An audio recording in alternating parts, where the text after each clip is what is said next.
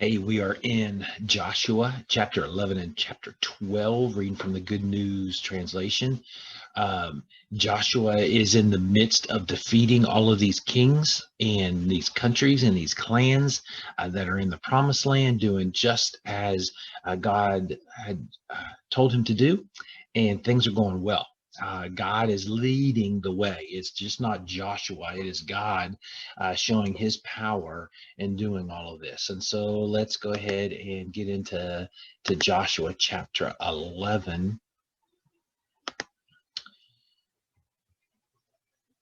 And it goes like this. When the news of Israel's victories reached King Jabin of Hazor, he sent word to King Jabab of Madon, to the kings of Shimron and Eksheph, and to the kings in the hill country in the north, in the Jordan Valley, south of Lake Galilee, in the foothills, on the coast near Dor. He also sent word to the Canaanites on both sides of the Jordan, to the Amorites, the Hittites, the Perizzites, and the Jebusites in the hill country, as well as the Hivites who lived at the foot of Mount Hermon in the land of Mizpah.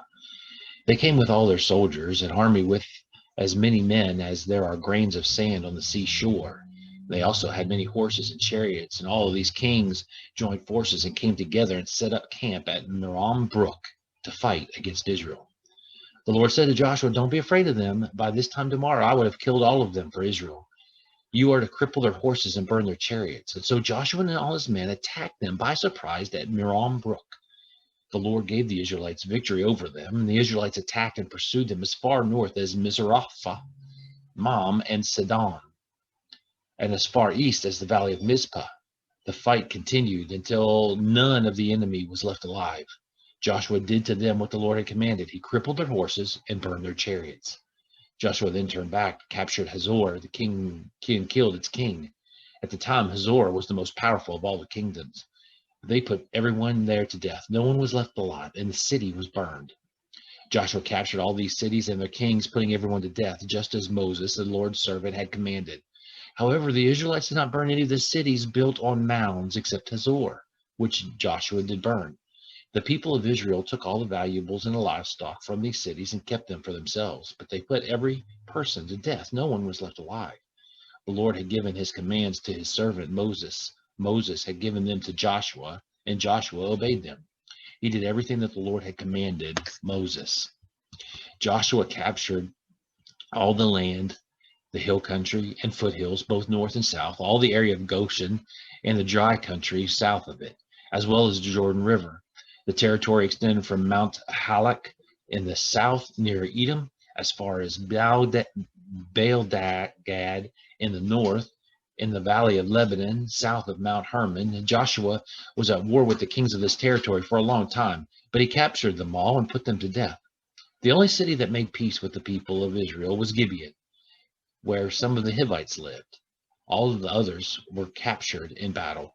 The Lord had made them determined to fight the Israelites so that they would be condemned to total destruction, and all would be killed, but without mercy. This is what the Lord had commanded Moses. At this time, Joshua went and destroyed the race of giants called the Anakim, who lived in the hill country, in Hebron, Debir, Anab, and in all the hill country of Judah and Israel. Joshua completely destroyed them and their cities. None of the Anakim were left in the land of Israel. A few, however, were left in Gaza, Gath, and Ashdod. Joshua captured the whole land as the Lord had commanded Moses. Joshua gave it to the Israelites as their own and divided it into portions, one for each tribe. So the people rested from war. The people of Israel had already conquered and occupied the land east of the Jordan, from the Arnon Valley up the Jordan Valley and as far north as Mount Hermon. They defeated two kings. One was Sihon, the Amorite king who ruled at Heshbon. His kingdom included half of Gilead, from Aurora on the edge of the Arnon Valley, and from the city in the middle of that valley as far as the Jabbok River, the border of Ammon.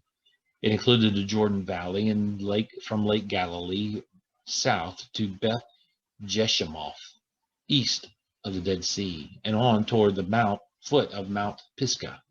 He also defeated King Og of Bashan, who was one of the last of the Raphim. He ruled at Ashtaroth and Edrei. His kingdom included Mount Hermon, Selka, and all of Bashan, as far as the boundaries of Geshur and Makkah, as well as half of Gilead, as far as the territory of King Sihon of Heshbon. These two kings were defeated by Moses and the people of Israel. Moses, the Lord's servant, gave their land to the tribes of Reuben and Gad and the half tribe of Manasseh to be their possession.